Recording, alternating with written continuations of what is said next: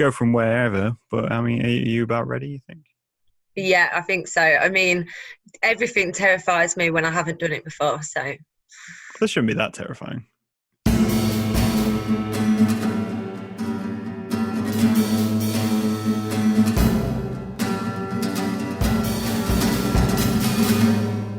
I was going to say, the whole point of the podcast is just me talking and then getting guests, and it's what I find interesting or whoever I get in. So you will, fill in like Yeah. awkward spaces. I mean, people listen to my solo podcast, and all I do on them is rant for 30 minutes about whatever's on the topic of the day. So I am good with a rant. I'll just put that out there. that's good. That bodes I well. like, yeah. So rant away, and I'll join in with any rant that you have as well. But on that note, we'll get underway more formally Yeah. as we go in. So welcome to the podcast, Yana. Welcome to Yellingatconcrete. Hi. I also realised I don't actually know your last name. Yeah, well, my last name is a secret. I don't have one. I'm like Cher. No, I'm not. It's Jana Lawson. I'm just joking. Yeah, I was looking through the Instagram feed, and I was just like, yeah, I don't actually know who this person's full name. I just know it's yeah. So it's Yanna Lawson, and so the first name sounds like I'm going to be really interesting, and I'm like all cultured with this this interesting sounding name, and then you get to Lawson, and you go, oh no, she's. I don't know.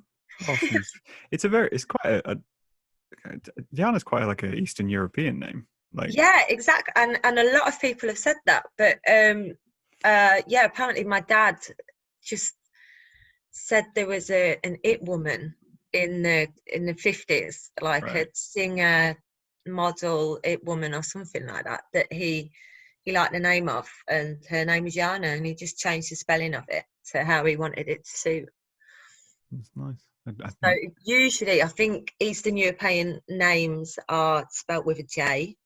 Yeah, I can see that. Yeah. And there's an R in there, and maybe a H somewhere in there as well. Somewhere in there. But mine is basically Anna with a Y on the front. Yana. But it's spelled Yana, I suppose.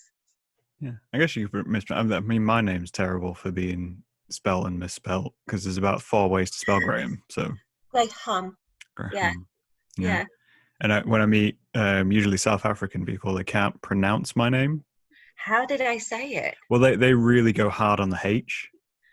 So instead of coming out as Graham, it comes out as Graham, and that's really I find the South African accent really interesting, and all I ever come down to is that sketch on Alan Partridge where he's going, Alan, you can't, and he's like, how dare you call me that? Yeah. No, I think, names are. I don't know why I've started off on names on this. I've not even done a very good job of it. We've not even got into it, and I've just basically rambled on about my name for ages. That is kind of what I do. That's good. I mean, I'll let you introduce yourself because people do a better job of introducing themselves. So for the people listening and watching, who are you and what do you do, Jan? Okay, so my name's Yanna Lawson, and I am an artist of some sort. I like painting, so I mainly focus on painting, but essentially I just like creating things. I think if you are a person that creates things, you're going to do that whether it's your job or not. You just essentially create things. So yeah, I'd say I just like creating things. Yeah, artist who creates things. That's the sort of thing. I mean, I obviously know you through your paintings. I was also trying to think how I knew you. Essentially, I mean, I think it would predominantly be Instagram, but I would say that there's a lot of creatives that we have in common. Yeah, you're one of those people who we have not different social bubbles, but we have like colliding social bubbles at random points where you're like, oh, actually, I know that person. So bubbles is an interesting word, isn't it? That's a word that's only really come about since COVID, that we use in that social circumstance. I guess so. Can you ever think of a time when you used the word bubble when it came to a social group before COVID? Maybe like senior school. Yeah. Like, like not edgy enough for a squad. I got my bubble. No, but like, yeah, I guess no, like sorry, clips, again, rambling off on a relevant subject. But yeah, I reckon that we just have there's that melody online, and I reckon that I probably found you through her. Yeah. Yeah. And again, I found Melody through her partner, Richard. Yep. Richard. And because me and Richard worked together in a different job. Yeah. Yeah. You get this. I like those little overlaps. Like, it's like watching dominoes fall, where you're like, yeah. I mean, I think one thing I really like about the Instagram community is for art people. I just found it ridiculously supportive. And I really like that, especially at the minute because of COVID, and we can't, be getting out there and intermingling with different people anyway, and doing creative projects together. For me, the social media has really bridged that gap. I mean, I looked back through your Instagram feed, did my little bit of research. Roll back, see how far it went. And you hadn't always been doing painting on Instagram. You didn't join as kind of, this is my painting Instagram or anything like that. You joined as more like a personal Instagram. Yes. And then developed that over time. How long ago was that? Definitely. So I would say seriously now for about seven years. Oh, maybe. Wow, okay. Or maybe between 5 and 7 years. Yeah. But I would say that so it all come about through illness. Really. I'm classed as disabled because I have a brain disability. So essentially the veins in my head are too small and fluid builds up around my brain quicker than it can drain off. Okay. So I get constant headaches, and the pressure in my head corroded a hole through my ear canal, which meant that I could hear all my internal sounds. Okay. I could hear like my eyes moving in my sockets and my heartbeat constantly, and I needed escapism and a way out and a way of coping. And painting was definitely that to me. So, to me, it's more than a career, it's a lifeline. Yeah. I've since had a lot of surgery, and painting was always something that I could do even when I was really ill. So when I was at my worst, I could still do abstract paintings, and I could still, just mess around creatively. And it didn't have to be anything. It was all about the process. Yeah.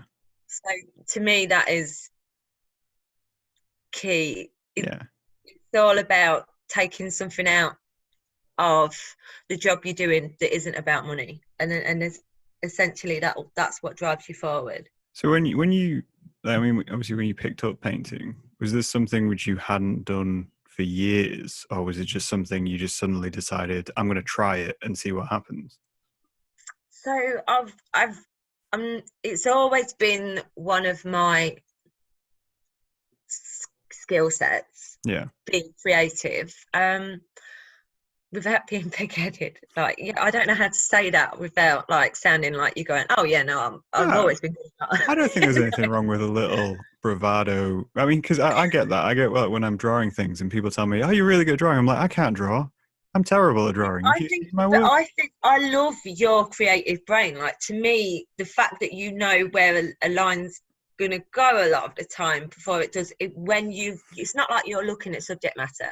Like, I feel like everything comes from your brain, like your mind's eye. Do you know what I mean? Yeah, I don't use a lot of reference. I let go with whatever's there. I do use reference pictures in nearly everything that I do, like something to look at. That's so it's such a different working style to what I do. Like what I tend to do is I come up with an idea of what I want. So I'm kind of like, all right, cool, I'm going to draw a giraffe. And then I try to draw a giraffe. And then the bits I get wrong, I go, right, we're going to go double check how that looks on a giraffe. But I don't keep it there. I just get rid of it after I've seen it.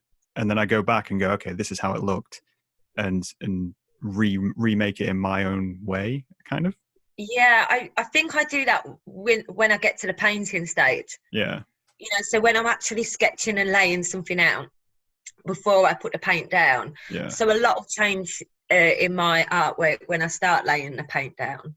I think that's probably true with most artists. Yeah. But yeah, so going back to what I was saying, so I worked. I was thrown out of school. Okay. So probably not the best example for young people, but I was Depends what you were thrown out for. I was thrown out for I don't know, the teachers might disagree with this, maybe we have different versions in our head of what happened, but essentially I went to an all-girls school. It was quite strict, and I had to wear a blazer, but I lost my blazer. So I couldn't wear it, and then they said I couldn't come to college without a blazer. So my mum borrowed a blazer from lost property, because I had about a few months left of school, so there was no point in buying another blazer for 50 quid, you know. Yeah.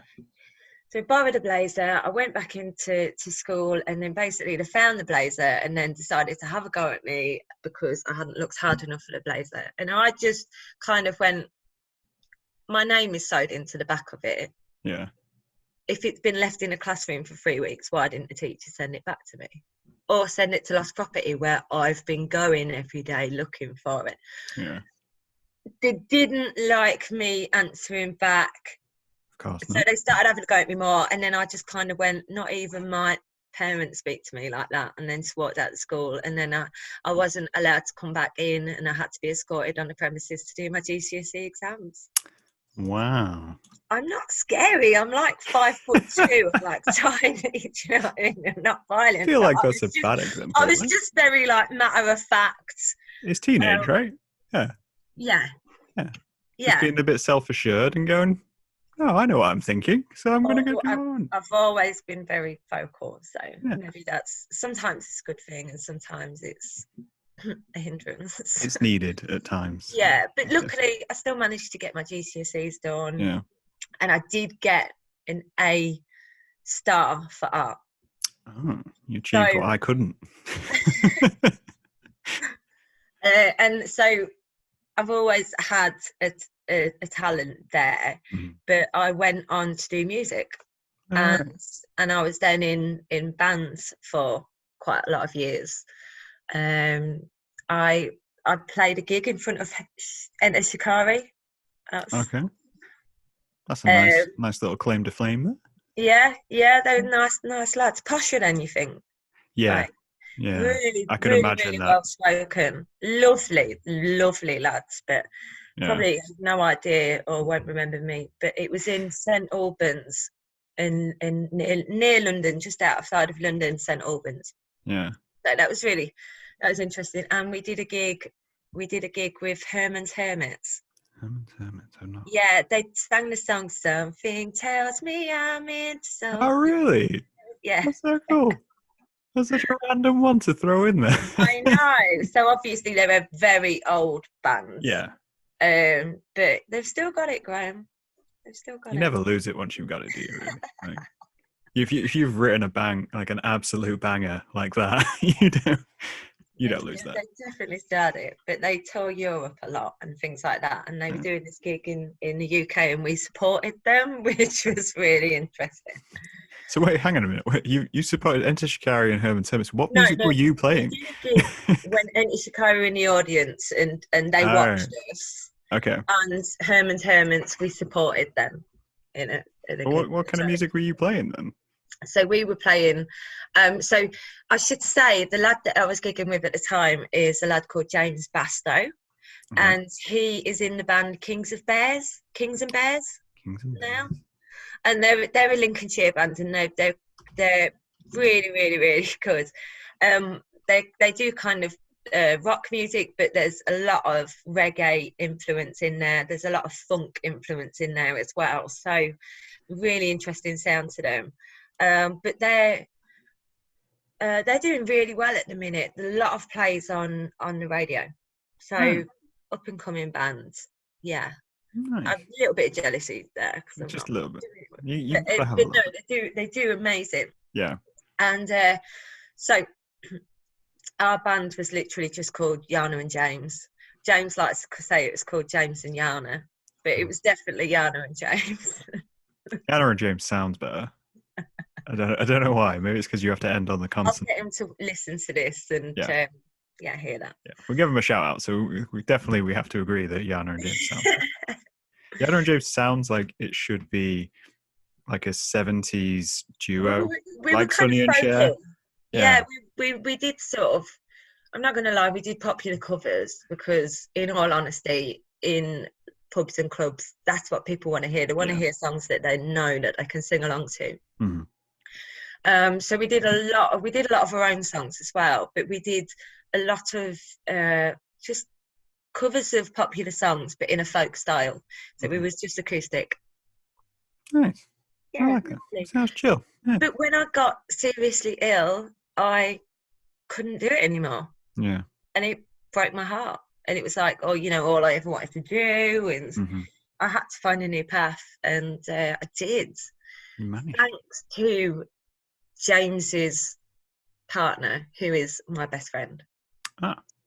Jane. So she actually introduced me back to watercolour painting and just painting in general. Yeah. And then I started doing it and people started wanting to buy it. So it was almost, validation in that I'm okay at this still. So, yeah. And again, I feel like we're allowed that little bit of ego. Like every so often. Yeah. Tiny bit, we're allowed it. I'm a fine artist. I love doing what I do. I do it because it benefits and helps me. And to me, it's a massive bonus if I can make a career out of this. Yeah. That's what I want. That's what I'm working towards. Yeah. Obviously, it's a constant slog in the art field of any kind. Like, you need to have your fingers in a few different pies. We're so at the minute for people in theatres and obviously, yeah. That's kind of the crazy thing I found with this year, because we're still in 2020. Even though this will air in 2020, we're still in 2020. 2020 never ends. Right now. That's the kind of like the crazy thing of seeing the switch which occurred kind of 2019. You get a lot of live performances and a lot of theatre and art and was getting a lot of attention, and then the sudden change to things which you could access online and were visual was huge. Like, it just adjusted everyone's viewpoint of where the art focus should be. And 100%. I mean, the whole while, well, the whole situation's been going on. What people have relied on has been the arts. It's the television, listening to music, podcasts. I have listened to so many podcasts during this lockdown, and I'm ashamed to say that I didn't before. Yeah. So I'm not ashamed. I don't listen to podcasts. You just make them. I just make them. I listen to maybe 2 podcasts. Yeah. On a regular basis. So which podcast do you listen to? So I listen to Last Podcast on the Left, which is like horror and conspiracy and true crime. They cover those kinds of things. Oh, okay. I'm excited about that. I love stuff like that. And that's 3 guys who have been friends for ages, and they used to do like talk radio, and a couple of them are comedians. Right. So it's a bit boisterous, but it's also really interesting because you get all the backgrounds on the crimes and the conspiracies and So they're having a laugh. Yeah. But they're discussing interesting subject matter. They lighten up what is a scary subject, which is the way I think of it. They take something which is horrifying, like a serial killer, and go, actually, we can joke about this to make ourselves comfortable and not leave the victims as the joke. And that's the point. I've just listened to a really interesting podcast about the Nexium cult. Nexium cult. If you don't know about it, you'll have to look into it. It's fascinating. Open a tab and type in Nexium cult. This man, he's randomly ended up being able to get all of these sex slaves that are women, Oh, and just like, have you found it? is that the one with there was like a high profile actress or The something? woman from Smallville. Yes, that was it. Yeah, Yes. that's right. Oh, so I do know bits about Crazy. that. Yeah, so I listened, it was on a podcast called Strange Country, I think. And that's just two women Yeah, just chattering away about yeah, it. But yeah, yeah. very much enjoyed that. Yeah, I'd recommend Last Podcast. The other one I listened to is essentially How Did This Get Made, which is three comedians and they watch bad films and then basically recount how these films played out and just question how they got made and everything about that. And they're just funny. So That's so. Can I ask you a question? Is there any films that you watched when you were younger that was like, this is incredible, this is amazing, this is the best film ever? Then you've watched it again when you were older and gone, what was I talking about? So I'm probably a bad example of this. So essentially, I mean, I love films and I love bad films. So even when something turns out to be bad, Yeah. I still hold on to it. To like all like I could watch Jumanji and someone will say, no, the effects in Jumanji are terrible, and I go, no, because Jumanji is fantastic. You will know. I've seen Godzilla with Matt Broderick in it and gone, that is the best monster film ever made. But the only film I can think which didn't really live up to it would be Jay and Silent Bob Strike Back by Kevin Smith. Yeah. And Yeah. Yeah. No, I love that film. yeah, I loved that film as a teenager. As And a then I teenager. rewatched it and I was like, this is the dumbest thing I have Yeah. seen. And my friend Sean is like, no, no, But, no, no. It holds but up. People are they're defending in it. Dogma, aren't they? Yeah. And Dogma is amazing. Yeah. Yeah. And they just So, he just did a reboot of it. So they did a reboot and of Jay and Silent Bob Strike Back. is that the one where they're at the mall trying to stop something from happening? No, that's Mallrats. No, this I swear Because there's that's all the same universe. So okay. Kevin Smith made Clerks, Right, which yeah. had Jay and Silent Bob in it, and then he made Mallrats, which had Jay and Silent Bob in it, but they weren't the focus. They were like side characters each time. And then he made Jay and Silent Bob Strike Back, which was their standalone film. Yeah. And they tend to appear in his other films essentially. So I But watched one recently where they're a bit older, I swear. yeah, And yeah. I I mean, swear I watched that and thought, oh, it this could isn't have been the reboot because they did a reboot recently I don't where they tried to stop the reboot from happening. know that I'm ever that current. Oh, it was that, I Yeah, think. it could have been the reboot of Jay and And I Silent Bob. remember watching it and thinking it's kind of nostalgic for me, but also I remember, just looking at my phone quite a lot as well. Yeah. Instagram. I don't Stuff. feel like his films nowadays, when he does comedy, are something where you really need to pay attention. Yeah, yeah. So the film for me that is exactly that, and I spent years hyping it up to my partner as well, being like, "Oh, this is brilliant! I just love this film. It's cracking." I was like, "It's so scary. It's like the scariest thing." And then we saw it. There should have been a sign. Mm-hmm. This should have been, but Okay. we saw it for sale in a petrol station. Okay, yeah, that's a good start. So, that should have been a sign to say, actually, no, it's a terrible film. Yeah. But we bought it, and I was like excited, and we watched it. It was awful. It was really, really shoddy. It was really bad. But that was Shocker. Shocker. That rings a bell. Why does that ring a So bell? it was about that serial killer Shocker. who he gets put in the electric chair. Oh. And then his soul or something goes into the electricity, and then he can go into other people and keep murdering people. But yeah, at the time it was like scary, and it was so good, and then I watched it back and I was literally like, I'm so sorry about this. When we was watching it, I'm like ashamed. Yeah, It's not good when you're having to sit through a film and apologize for the film you're watching. It's directed by Wes Craven. Yeah, I know, but so you'd think. Yeah, you'd think there'd be some level of good. I'm essentially Wes Craven I don't know. It's a very old film, so maybe I just need to have a bit of respect for the fact that things have changed since I then. mean, it came out in '89 according to the listing Yeah. which I've seen. So it came out the year I was born. Oh, you're just a few years younger than me. Yeah, I'm only just there.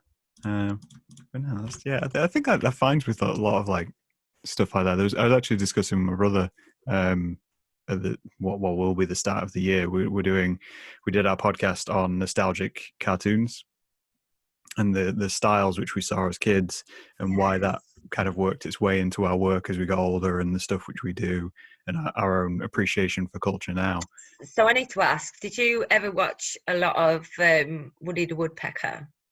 I wouldn't say a lot of Woody the Woodpecker, but I've seen Woody the Woodpecker. Yeah. Yeah. That's like a Saturday morning cartoon, right?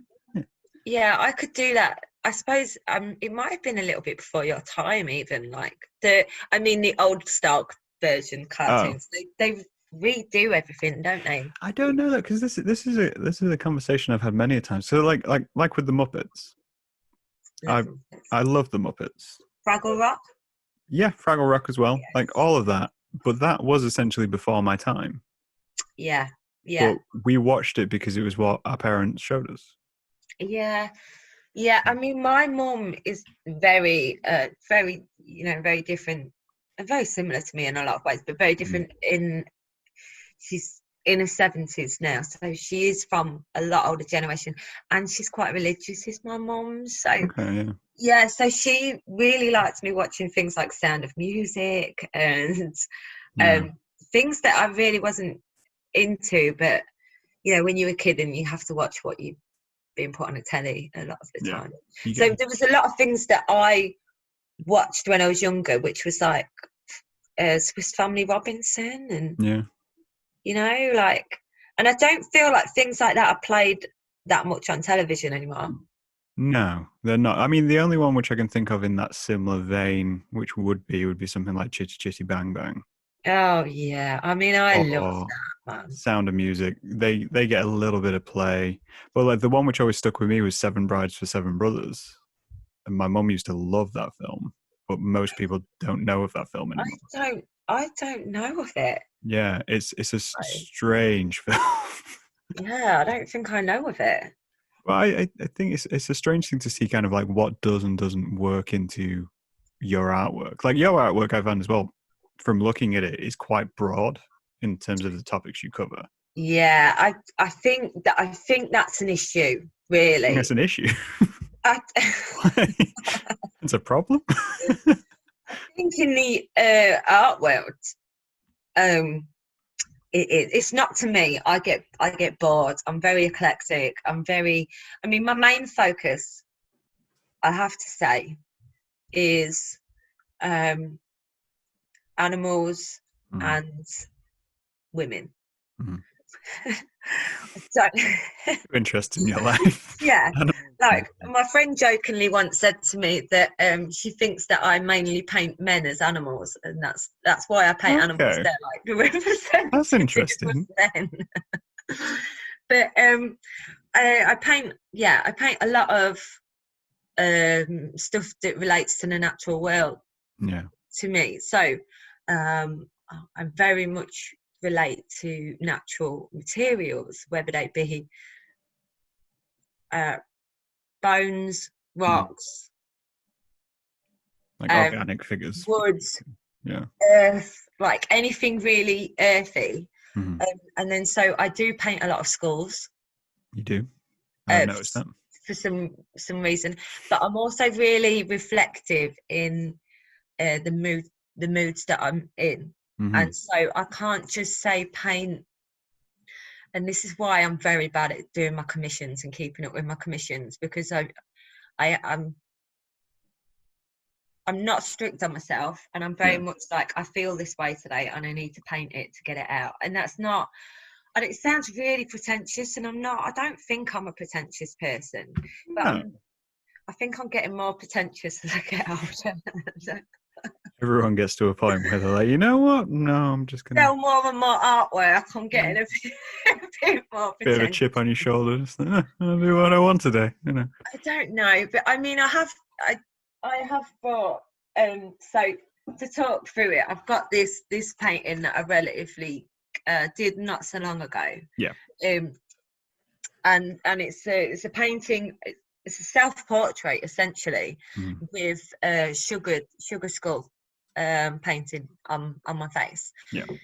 And that is because I just lost my dad, and I was trying to turn the grieving process into something more positive. Like, it's never going to be positive, but the way the Mexicans grieve is by celebrating on All Hallows Eve and welcoming the dead back, and it just seems to have a lot more of a positive spin in Mexico, say, than it does in the UK.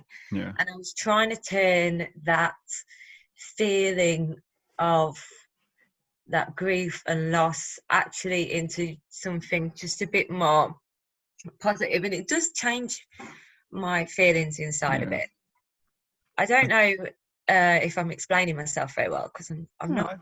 I think you are. I mean, it's essentially what I find interesting about yours is in that you use it as a way of kind of expressing and reacting, which I do see painting as that. I see in my head painting and drawing are very separate. They're not things which I collide together. I don't paint often, and it was only recently when I did my paintings on stream. Yeah, it's really good seeing that, by the way. Like, that's the only time I've ever really painted in front of anyone since college. But I see painting as probably one of the most cathartic acts. Yeah, it is. So what's interesting about yours is because yours is so figurative and because you do have so much detail, whereas when I do it, I'm very much just aiming to get paint on a canvas. Yeah. Well, sometimes I'm just doing that as well. Yeah. And I always see that as my base stage. Okay. Like, so for the base layer of my painting, I will just predominantly just slap on, just try and cover the canvas, basically. Yeah. And then, I do work in layers a lot. Mm-hmm. I find that very helpful for me. I stopped doing art, when I did go to college, and I did do the first year in, I did start off doing A-levels, mm-hmm. and I did art, business studies, psychology, music, and music technology. That's an odd combination. Yeah, I know, but bear with me. But I dropped out of business studies. Okay. I failed psychology. Okay. And so I just passed art, music, and music technology. Stuck to the good subjects. Which tells you a lot about, where my skills lie. And it's not in paperwork. Yeah. I think I always want to see that happen when people go to college, and that there's always like that one academic subject which someone's thrown. Like I did it. When I went to college, I did photography, fine art, media, and English. And I was like, yeah, I'll do English. I'll do English combined, and I'll do that. And I dropped out of that after the first year. Yeah, and it's weird, isn't it? Because I'm not going to lie, psychology still fascinates me to this day. And I like you, I listen to podcasts that are about, like, cults, and how can someone's brain be manipulated, and how can someone seem so powerful, and all these, and I find psychopaths so interesting. Yeah. Gone off the subject again. I find psychopaths so interesting because I feel so far removed from them. Like, I literally cry if I see a pigeon dead in the road. Do you know what I mean? That's interesting. And so what fascinates me is that what would it be like to feel nothing? Like, I find I'm hindered a lot by my feelings. Okay, that's interesting, because one of the reasons I enjoy learning about a lot of those personalities is because when I learn about them, I see things which are essentially within me. Yeah. You're telling me that you're a serial killer, Graham? No, I'm saying there's potential. But I always listen to him and watch him, and I'm like, yeah, you know what? I can see a lot of traits of me in this. But at the same time, because I found a way to process that information through art, I never ended up like that, because I was supported. I was brought up and supported, whereas they obviously usually come from quite broken situations. Yeah. Okay.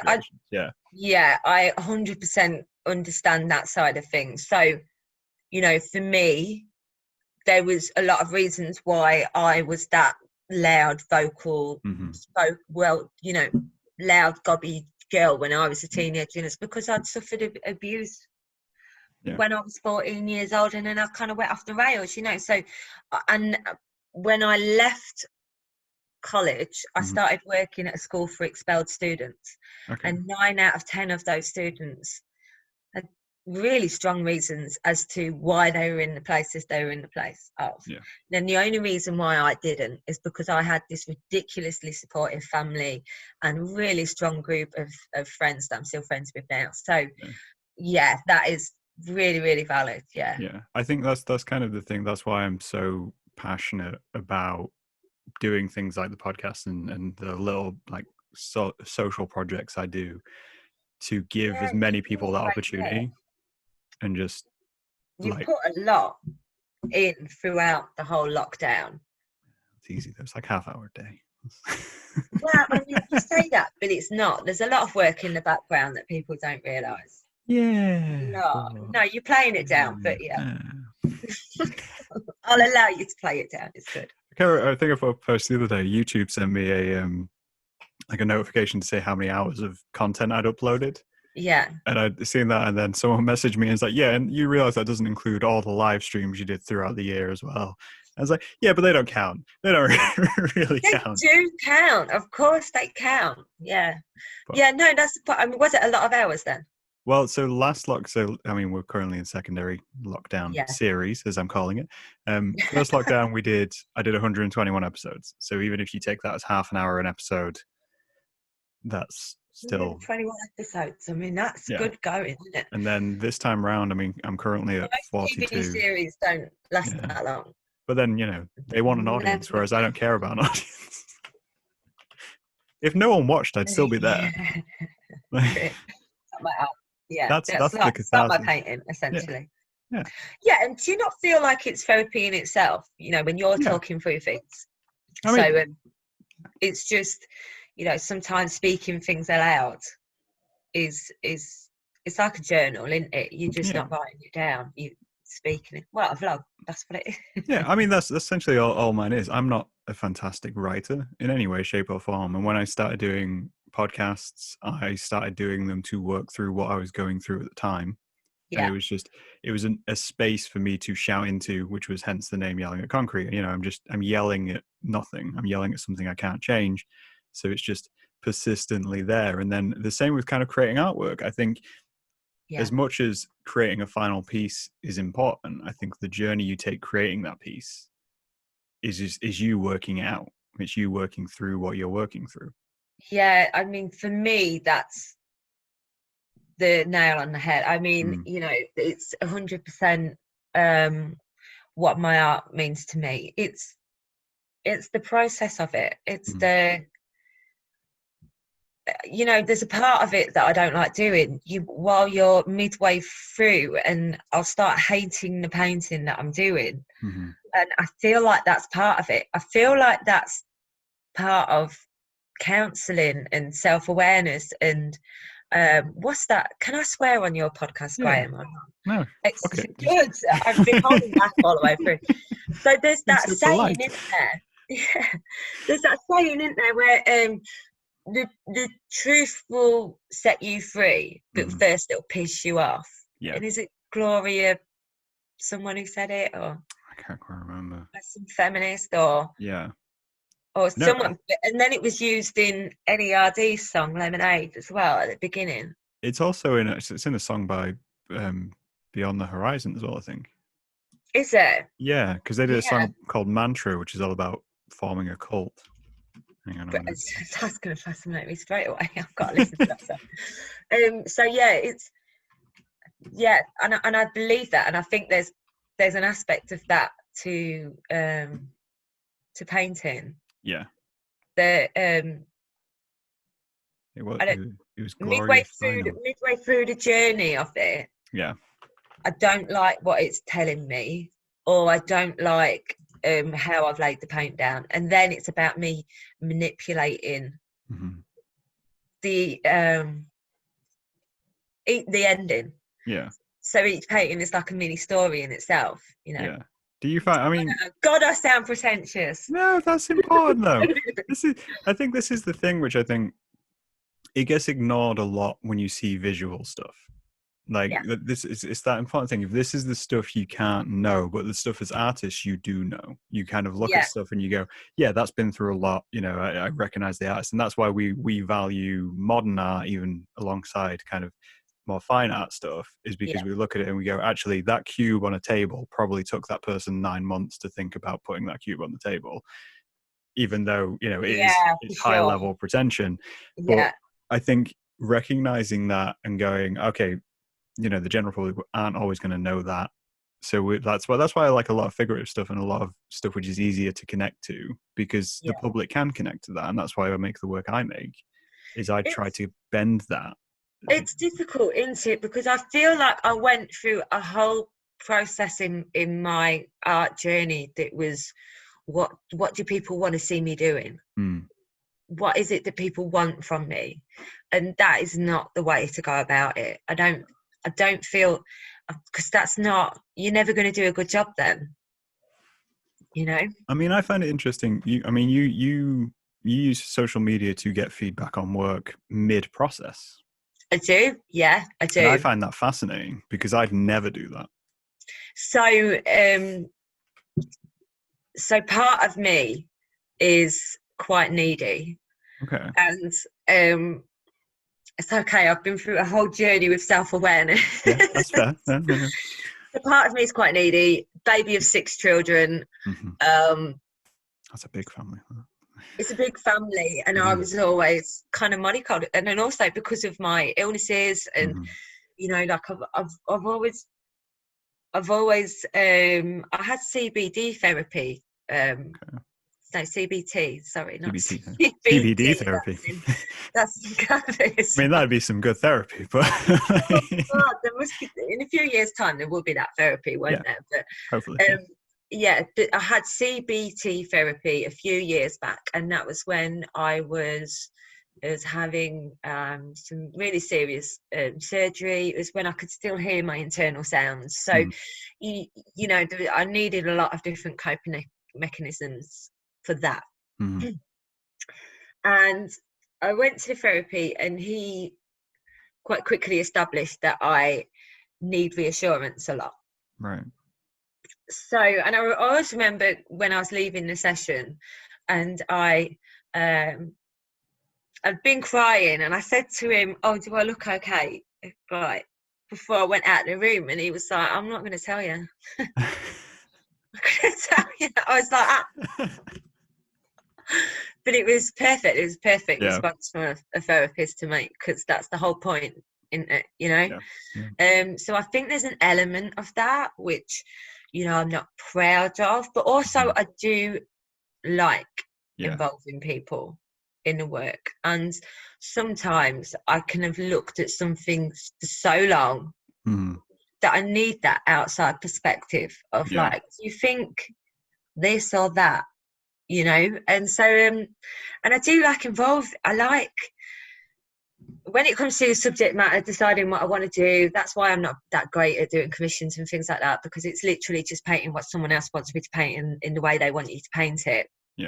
But I do, don't get me wrong, I do like doing the pet commissions that I do. Once I get into them, it's just, you have to be in that mindset. But when it comes to the other stuff, I feel like I'll have a roundabout idea of what I want to do, and then there'll just be some elements that I'm like, oh, give a hand, you know. Just inform that a little bit. See, I think I recognized the other day as like, when I essentially just like to troll an audience as much as possible, and when I get negative feedback, that's what encourages me. Do you get negative feedback? Oh, definitely. Because and this is the thing, like if I post my work, I'll post it everywhere. I'll post it to safe spaces like Instagram, which are very supportive, but I'll post it on kind of public forums where I know no one's interested. I mean, like, I feel like I'm so old to this world still, you know, like new to this world still. Yeah. I'm different backgrounds. Yeah. I'm an old person in this new world. Old person in the new world. That's not a bad way to be, though. I think I still love the idea of kind of street art and graffiti and stuff like that. I love street Because, art. I you know, mean, it's just expressive to me. yeah. It's just, And I can see why people would be annoyed by it. You know, I can see the reasoning behind someone being annoyed by it, but at the same time, part of me is like, if someone I can annoy you. just randomly came and painted something on my house, yeah, I wouldn't best be pleased if we hadn't had a discussion about it, and you know it. And they're not a very good artist. I mean, like I might have a few issues there. Don't get me wrong. I actually don't like that term that I just said, not a good artist, because what is a good artist? I 100% think that everybody could find a style that would suit them and would be a good artist. You know, like eventually, yeah, I do. I do. I think there's different formats. Yeah. Of art, and there's so many different formats of art that you will find something that will suit you. Most definitely. I think with my I mean, I have quite a, maybe not a narrow view of art, but I think anything which is classified as expression can be art. What tends to irritate me is when you get people who classify themselves as artists, but they only do like photorealistic reproductions and things like that. And I'm completely appreciative of what they're doing is talent, it's technique and talent. Skill levels berserk. Yeah. But I'm always, for me, I'm always looking for the concept. I'm always groping and going, you need to give me a message with this in order for it to be art to me. So I would say that I very much like imperfections, and photorealistic stuff doesn't do it for me because there's no imperfections there. And like, that's not real life to me, you know. I want to see something that I know has been painted. Like, otherwise I'll just get a photo. I'm not degrading that work because, you know, I can't do that. It's incredible, and it takes observational skills that I haven't got, and patience I haven't got as well, you know. Well, I think that's the crazy thing. Like, I think when we think of like masterworks, like big paintings which are known throughout the world, it's like you think of the Sunflowers by Van Gogh. You know, that's not a photorealistic painting. No, definitely not. It's really not. Yeah, the reason you like it is because it's not a photorealistic painting. Yes, exactly. And one of my favorite artists is an artist called Ashley Longshore. She's an American New York artist. She's current. She's still, you know, she's still alive and kicking. And her stuff is just colour and out there stuff. She's done some self-portraits of herself naked, where she's like, she's sat like all like, you know, hunched over with kiddie face paint all over her, and it's just fun. You know, like she just has fun. She does a lot of like typography that is like, you know, witty slogans over what she does. That's interesting that that's your favorite kind of art as well. Compared to what you create. But I love her energy. I think that's what I get. I think I think she's my favorite artist. I didn't say my favorite artwork, but she's my favorite artist because of the person she is as well. Like, she has so much energy, so much sort of positivity.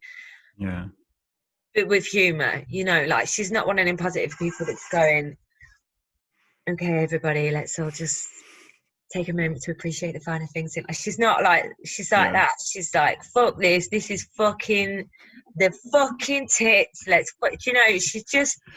What's great is you're basically just describing young you. She's just doing what you did as a teenager. Well, yeah, but she's successful. Okay. You could do that though. Quite. No, I know. And who else as well? I mean, like, also, I mean, so an artist that I grew up loving and still love, who is the opposite maybe to that, would be like Geiger. Yeah. Like, I love Geiger's work. In fact, he was the artist that I studied for my GCSE project. Like, really dark. Yeah. And really phallic. Very phallic. I Yeah, but remember. he was the artist that did Alien. Well, Yeah, designed Alien and a lot of the sets to Alien. I vividly remember getting the Taschen HR Geiger book and Wow. like opening it up, and I'd borrowed it from the library at college. And I took it Yeah. home, and I was like, I feel like I need to hide this from my parents. Like it's It's so pornographic. yeah, and there's like weird things with babies Yeah, and and embryos, and it's. And I remember, like, you know, studying the artist and taking his work home, and having to you know, even discuss my project with my mum, and it's like, yeah. why do you like this stuff? And I'm like, because it's fascinating. I think he was one of the first artists I found which showed sexuality in such a big way, but something which I could Yeah, kind of more relate to, yeah. because I'd had It was in a dark way, yeah, but like not in a dark way as in there was always life in there. You know, yeah, it was never about death. no, it was So about it's life. not dark in that sense. Yeah, I Yeah, think bizarre, right? But yeah, just fascinating. I'd Guy had gets a lot of like, I mean, even when you think of kind of like nudes and stuff like that, when being prior to showing that, it had always been shown in quite a sky blue style. You know, right.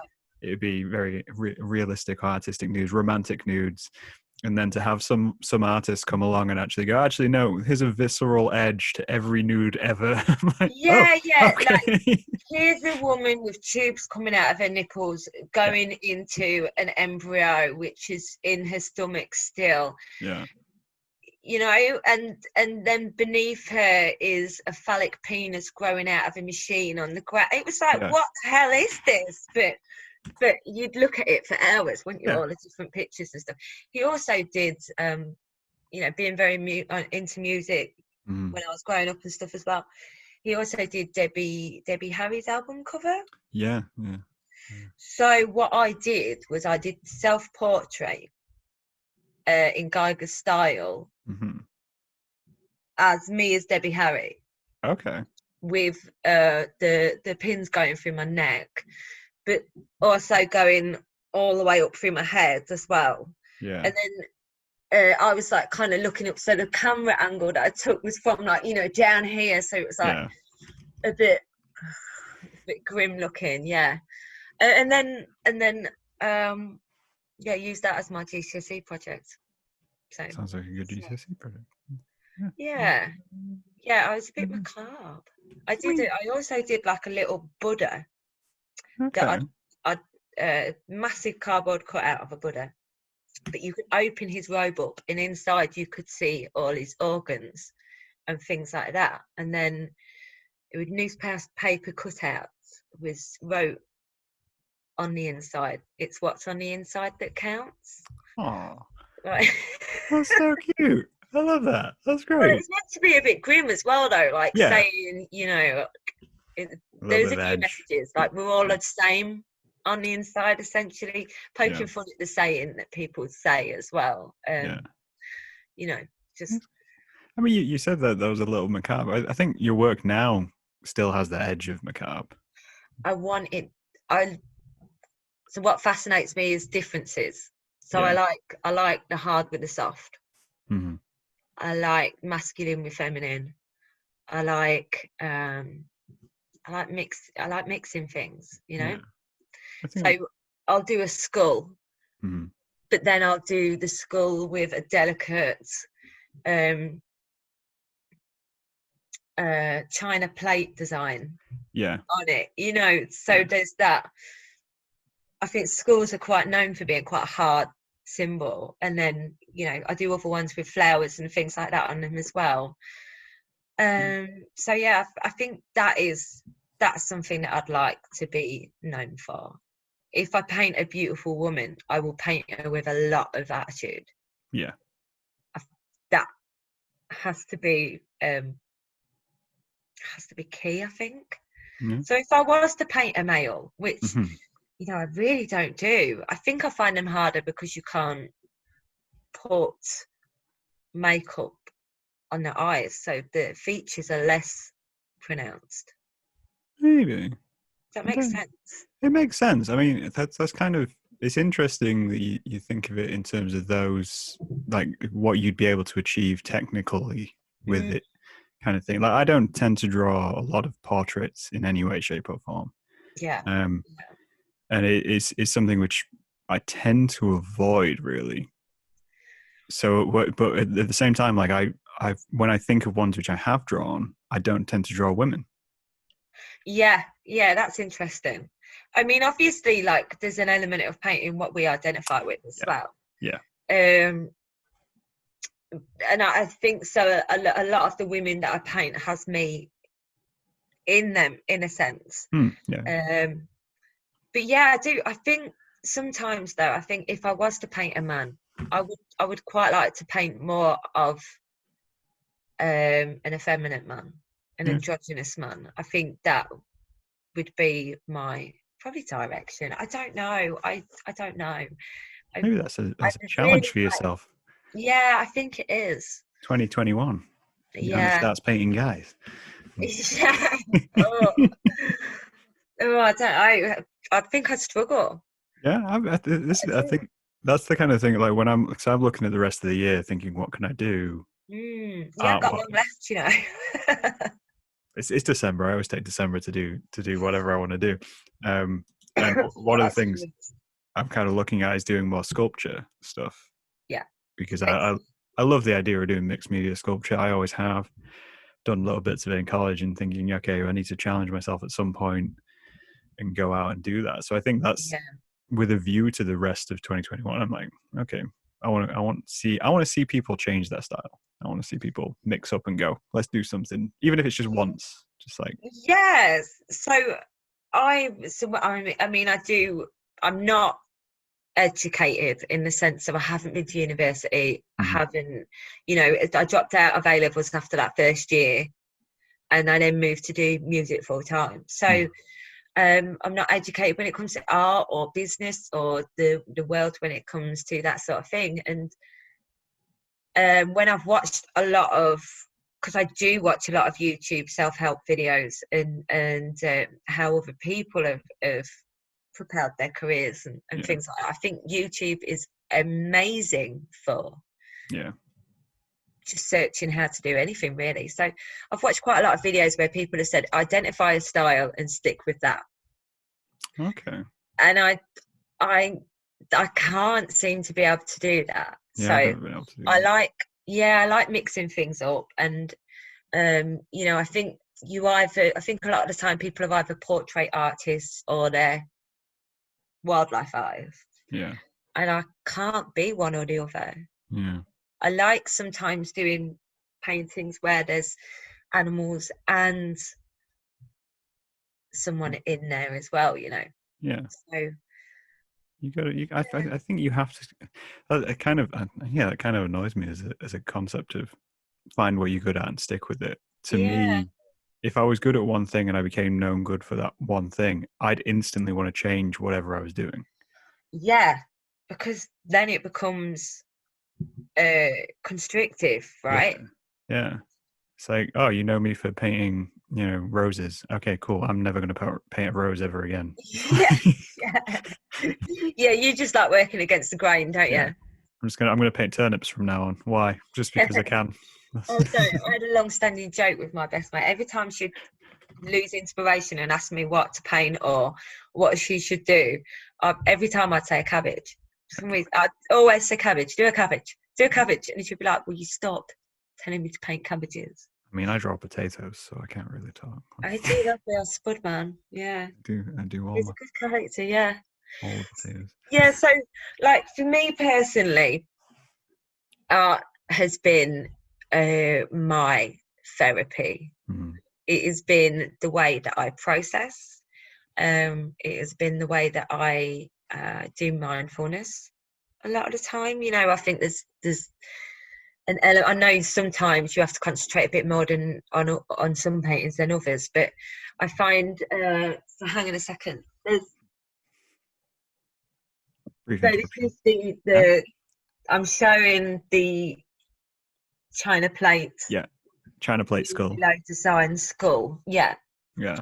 And so this one is very labour intensive.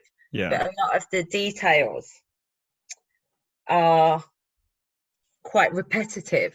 Yeah. So you do end up getting into like a trance-like meditative state while you're doing a piece like this, because it's so detail heavy. So you just find yourself just repeating these little details over and over and over again. So before you know it, you've forgotten whatever was on your mind and that was bothering you, and you are literally just focused on that one small task that you're doing. Yeah. And you go wrong and just paint over it. Yeah. Credit. No problem. That's the way to do it. I think that rounds us out nicely as a message for the world of getting into art and using it as therapy and a process for working through things. I think as well, I think the thing I always say is especially a lot of artists who do sell work, we get into a habit of trying to think, all right, well, what can I do with this and how can I make it profitable? And we forget we can just use it for ourselves. We forget we can go, oh, actually, no, I'm going to paint something. Doesn't matter what happens with it. I'm never going to show anyone. I'm just doing it for me. But I think the general public can use that to process everything. And I think our issue is that we try and suit everything to suit our audience. Mm-hmm. But what we actually need to do is find our audience, because, they're probably just not our audience. And that's okay. They might be an audience a bit later on with something else that you do. But, those particular pieces that you do, they're not going to suit everybody. And I think when you start changing your style to suit the audience and to suit people to buy your artwork, you lose what makes your art special. Definitely. I completely agree with that. And I think that's a lovely point to finish on, Yanna. I think that rounds us out nicely. Yeah.